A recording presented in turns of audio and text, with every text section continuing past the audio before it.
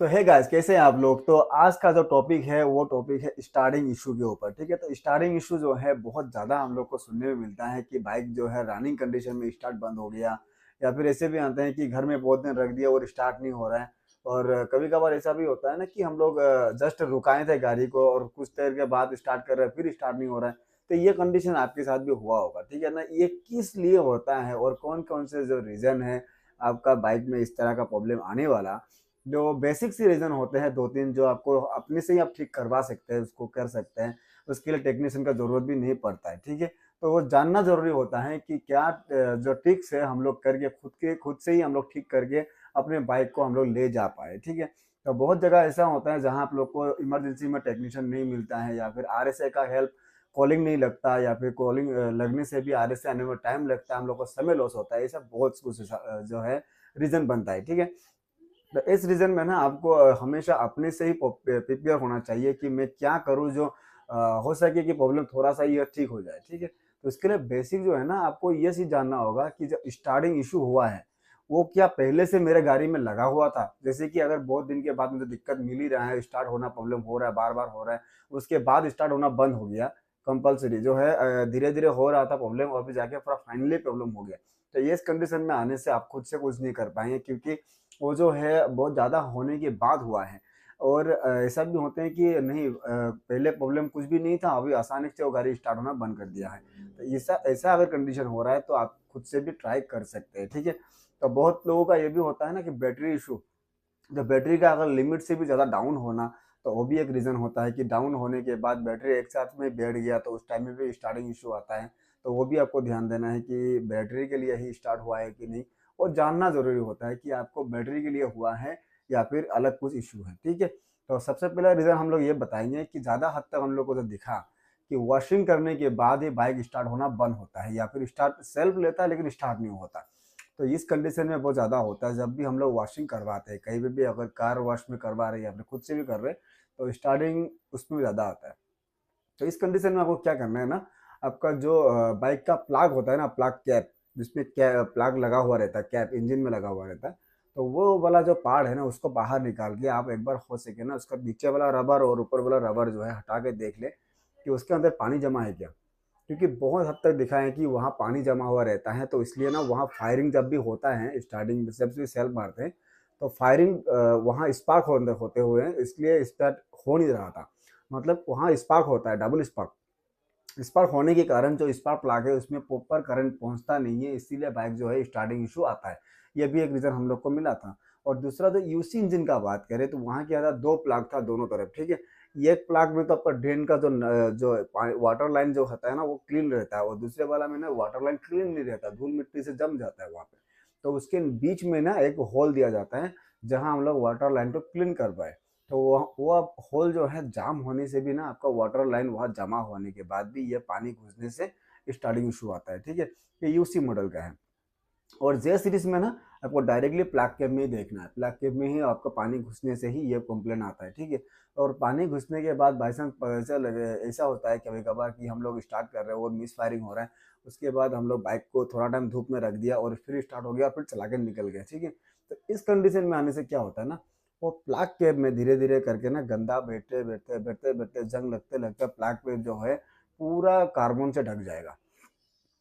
Carbon ज़्यादा बैठने के बाद भी वो प्लग कैप जो है तरीके से काम नहीं करता है। कभी-कभार वो मिसफायरिंग करेगा, कभी-कभार वो चलेगा भी तो थोड़ा टाइम के बाद बंद होगा, तो ये कंडीशन आता है, ठीक है? तो इस कंडीशन में ना आपको हमेशा अपने प्लग कैप को चेक करवाना है। कैसे करेंगे? प्लग कैप को निकाल लीजिए बाहर, रबर हटाइए ऊपर वाला, और डायरेक्ट आप देख पाएँगे कि उसके बीच में जो प्लग बैठने वाला नोज़ल होता है ना, वहाँ पे ना जंग लगा हुआ रहेगा। अगर वो कलर बदला हुआ है, स्टील कलर का नहीं है, अलग कलर का हो चुका है, तो उसको डायरेक्टली रिप्लेस करवा दीजिए। जे सीरीज़ का वो दिक्कत आता है, ठीक है? और बात करें हम लोग हिमालयन का, तो हिमालयन का स्टार्टिंग इश्यू ना ये प्लग कैप वगैरह नहीं होता है, क्योंकि वहाँ जो प्लग कैप लगता है ना, वो टैंक के नीचे होता है, तो उतना अंदर तक पानी जाता भी नहीं है, ठीक है? तो हिमालयन का प्लग कैप आप छोड़ दीजिए। हिमालयन का ज़्यादा होता है क्या, बैटरी। बैटरी क्यों होता है हिमालयन का? क्योंकि जब भी हिमालयन को हम लोग स्टार्ट करते हैं ना, वहाँ पे एक बार सेल्फ मारने के बाद दूसरा सेल्फ लेने के समय ना उसका बैटरी का वोल्टेज जो है, मान लीजिए कि 13.60 अगर बैटरी का वोल्टेज है, तो पहले हम लोग सेल्फ मारा तो ये एक ही बार में ना वो 13 से आपका हट के डायरेक्ट 1280 तक आ जाएगा। तो 1280 में अगर हम लोग रिटर्न सेल मारेंगे उसको तो डायरेक्टली आपका 11 तक पहुंच जाता है। तो 1140 लास्ट लिमिट होता है उसका सेल्फ का, तीसरा सेल्फ का। अगर 1140 के नीचे अगर बैटरी का लेवल आ गया तो हिमालयन जो है स्टार्ट नहीं होगा। ये 411 का बात कर रहे हैं, ठीक है। तो 411 में यही होता है, जब भी हम लोग 3 सेल्फ मारते हैं एक बार में ही, कहीं पे एक बार सेल्फ मारा तो वो मिस हो गया, दूसरे बार मारा तो वो स्टार्ट नहीं हुआ, तीसरे बार में वो कटकट कटकट कटकट साउंड आने लगता है, जो रिले वाला। तो रिले वाला साउंड आने से ही आपको ये दिक्कत मिलना चालू हो जाता है। तो रिले वाला दिक्कत आने से पहले ही ना आपको बैटरी को ही पहले चेक करवाना है कि जो बैटरी है वो क्या डाउन हो रहा है, बहुत पहले से ही आपका दिक्कत आ रहा है कि नहीं। अगर ऐसे ही जस्ट तुरंत आ गया है इशू, अगर बहुत पहले नहीं था, तुरंत ऐसा इशू आया है, तो आपको एक बार या 2 बार सेल्फ मारने के बाद तीसरे बार आपको थोड़ा सा वेट करना होगा।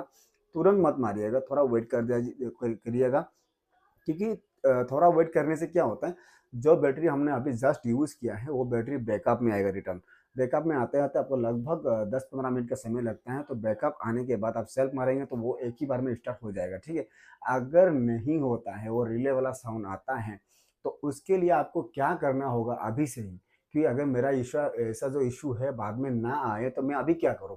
तो अभी आपको ये करना है कि अगर आपका बाइक जो है साल भर पुराना नहीं है, वे लगभग जैसे कि 1 साल होने वाला है या फिर 1 साल होके 2 महीना पार हो चुका है और दिक्कत अभी तक नहीं हुआ है, तो आपको क्या करना है, तुरंत अपने बैटरी को निकालिए और चार्ज में लगा दीजिए। क्योंकि ये हिमालयन का बैटरी 1 साल के अंदर वो एक बार आपको चार्ज में लगाना ज़रूरी होता है। क्योंकि अगर हिमालयन का बैटरी चार्ज में लगाएँगे ना, तो वो 1 साल में जितना यूज़ हुआ है ना, वो रिटर्न ले लेगा चार्ज। क्योंकि यूज़ क्यों हुआ है कि बाइक से तो चार्ज हो रहा है, लेकिन वो बाइक को दे भी रहा है। एक तरफ से आ रहा है तो दूसरी तरफ से जा भी रहा है। तो उसके बीच में जो पावर रहता है ना, बहुत कम मात्रा में रहता है।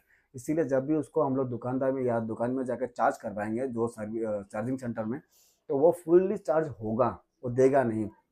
अगर चार्ज होगा तो वो धीरे-धीरे फुल चार्ज होने के बाद आपको आराम से उसको 1 साल फिर चला सकते हैं। तो इसीलिए हिमालयन का ना हमेशा बैटरी को ही ध्यान देना है। और अभी तो जे सीरीज़ में भी वो भी आ गया कि जे सीरीज़ में भी आपको यही काम करना होगा कि साल भर के अंदर एक बार चार्ज करवाना होगा उसको भी, क्योंकि जे सीरीज़ में भी आपका किक वगैरह नहीं है। अगर स्टार्टिंग बैटरी का डाउन होना या सेल्फ नहीं लेना होता है, तो आपको वो बैटरी जो है निकाल के चार्ज में ऐसे भी लगाना है। अगर लगाना ही है तो साल भर के अंदर मैं एक बार लगा ही देता हूँ, क्योंकि साल भर के बाद जाके मुझे ये दिक्कत फेस ना करना पड़े। क्योंकि साल भर तो वो आपका जो आरएसए होता है वो रहता है, उसके बाद तो आपको रिन्यू करना पड़ता है। तो अगर बाई चांस मैं रिन्यू ना करूँ तो ये दिक्कत जो है मुझे फेस करना पड़ सकता है। इसीलिए साल भर के अंदर अपनी बैटरी को चार्ज करवाते रहिएगा और ये जो दिक्कत आ रहा है ना, ये दिक्कत से थोड़ा बचिएगा, ठीक है? तो स्टार्टिंग इश्यू ये 2 कारण से बहुत ज़्यादा होता है। और हिमालयन में तीसरा होता है जो हम लोग का रिले। कोई हिमालयन बोल के नहीं, हर एक मॉडल में, मेटियोर में, क्लासिक में, रिबॉन में, हंटर में, सब में ना ये रिले का इश्यू आता है। क्या आता है रिले का इश्यू, जो रिले होता है ना, पहले 5 पॉइंट का जो रिले था उसमें ना बहुत दिक्कत आता था। अभी 4 पिन का रिले में इतना दिक्कत नहीं है, बहुत हद तक कम हो गया है फिलहाल, तब भी बहुत 1-2 पीस में आता है ये इश्यू कि रिले जब काम करना बंद कर देता है। उस टाइम में ना अल्टरनेट जो रिले हैं, वो आपके गाड़ी में ही होता है। वो आपको खुद से ढूँढ के लगाना है, कि क्योंकि अगर ऐसे जगह पे खराब हो गया रिले जहाँ कोई दुकान भी नहीं है, कहीं पे भी आपको सुविधा नहीं मिल रहा है, तो अपने बाइक से ही आप उसको अल्टरनेट ले सकते हैं बाइक से ही यूज़ करने के लिए। तो वो कौन-सा रिले है जो आप लोग बाइक से ही यूज़ करवा सकते हैं, ठीक है? वो 2 रिले होता है। एक होता है आपका जो एएचओ जो होता है हेडलाइट का रिले। हेडलाइट का रिले अगर आपको डे टाइम में चला रहे हैं गाड़ी को, तो हेडलाइट वगैरह का ज़रूरत आपको है नहीं। तो उस टाइम आप वो रिले निकाल के, एएचओ का रिले निकाल के आराम से स्टार्टिंग में लगा के आप लेके जा सकते हैं, ठीक है? तो पहले था आप लोगों का क्या, साइड स्टैंड वाला भी इसी काम में आता था। अभी तो साइड स्टैंड वाला रिले अगर हम लोग निकाल देंगे तो बाइक स्टार्ट होना बंद हो जाएगा।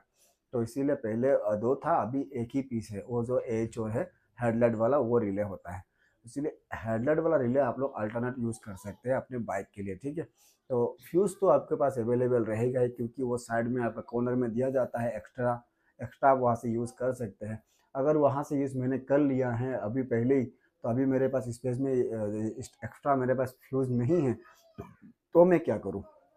अगर वहाँ आपके पास फ्यूज़ नहीं है, तो आपको कहीं से भी थोड़ा-सा तार जुगाड़ करके लेना है और फ्यूज़ के 2 साइड में आपको वो लपेट देना है और लपेट के उसको लगा देना है। लेकिन ध्यान दीजिएगा, जितना नंबर का फ्यूज़ है, उतना मोटा ही आपको बनाना है। अगर 10 नंबर का फ्यूज़ है तो सिर्फ 2 ही तार का पिन आपको देना है। अगर 10 से ऊपर है, 15 है तो 3 कर दीजिए, अगर 40 है तो 4 कर दीजिए। क्योंकि वो जो एल्युमिनियम केबल तार होता है ना, वो एक जो है तार एक 5 एम्पीयर का होता है, ठीक है? तो 5 एम्पीयर के फ्यूज़ का काम करता है वो। तो इसीलिए ना ज़्यादा मोटा कर देंगे तो वो फ्यूज़ नहीं कर पाएगा, तो वायरिंग को पूरा जला देगा। इसीलिए हो सकेगा तो एक ही तार लीजिए, ठीक है? तो ये स्टार्टिंग इश्यू का ये कुछ रीज़न होते हैं, जो स्टार्टिंग इश्यू होना बहुत ज़्यादा मतलब इसका रीज़न होता है, ठीक है? और एक होता है जो पेट्रोल। पेट्रोल तो हालाँकि अभी तो E20 आ गया है, पेट्रोल सही चल रहा है, अभी कोई दिक्कत वगैरह नहीं मिल रहा हम लोग को भी गंदा पेट्रोल का। क्योंकि E20 आने के बाद हर एक डिपो में पेट्रोल सही कर दिया गया है, कहीं पे भी कंप्लेंट नहीं है फिलहाल। और पेट्रोल का भी नहीं चल रहा है, और बाकी जो गाड़ी बाइक है उसमें कुछ भी हम लोग को और भी दिक्कत नहीं मिला है, ठीक है? तो 2-3 चीज़ें था जो आप लोगों को बता दिया हमने स्टार्टिंग इश्यू के ऊपर। उसमें थोड़ा ध्यान दीजिए, अपने से क्या कमी आपके बाइक में आप खुद को देखना है। अगर आपको बाइक में प्लग का इश्यू है तो प्लग रिप्लेस करवा लीजिए। अगर आपके बाइक में फ्यूज़ जो प्लग कैप में वो थोड़ा जंग वगैरह लग रहा है तो उसको रिप्लेस करवा लीजिए। अगर बैटरी चार्ज थोड़ा आपको डाउन लग रहा है तो बैटरी को भी चार्ज करवा दीजिए, ठीक है? स्टार्टिंग इश्यू से अगर बचना है तो। अगर चाहते हैं कि मुझे ये सब नहीं करना है, मुझे हमेशा किसी न किसी का मदद चाहिए, तो आप डायरेक्टली आरएस से ले सकते हैं, रॉयल एनफ़ील्ड का। आरएस से आपको हर वक़्त मदद देगा, आपको जहाँ भी हो, जहाँ जिस तरह का कंडीशन में भी आप फँसे हों, आरएस से आपको हेल्प करेगा। अगर आपके पास कोई टेक्नीशियन जा नहीं पाता, तो आपको टो करवा देगा गाड़ी, वो भी फ्री होता है, ठीक है? ज़्यादा नहीं, ₹1000 के अंदर ही आता है आरएस से, तो वो ले लीजिए, 1 साल के लिए रहता है। दूसरे साल में आप उसको एक्सटेंड करवा सकते हैं, ठीक है? ये भी एक रॉयल एनफ़ील्ड का बहुत बढ़िया सर्विस है। आप एक बार यूज़ करके देखिए किस तरह का लगता है। अगर आपने आरएसी यूज़ किया है तो कमेंट करके ज़रूर बताइएगा। अगर करने वाले हैं वो भी कमेंट कीजिए, और जो भी मैंने दिक्कत वगैरह वाले बारे में बोला वो भी कमेंट कर दीजिएगा। आपके साथ अगर इस तरह का दिक्कत आपको लगा या फिर हो रहा है या फिर होने वाला है, कुछ भी होगा तो कमेंट कर दीजिएगा, ठीक है? तो वीडियो कैसा लगा वो भी कमेंट कर दीजिएगा, और इस तरह का दिक्कत के बारे में हम लोग और आगे बात करेंगे। तो वीडियो में ना बने रहने के लिए चैनल को सब्सक्राइब करके बेल आइकन को ज़रूर दबा के रखिएगा, क्योंकि नहीं तो नोटिफिकेशन नहीं मिलेगा तो आप देखेंगे कैसे, ठीक है? तो हम मिलते हैं एक नए वीडियो में नए एक टॉपिक के साथ। तब तक के लिए बाय बाय।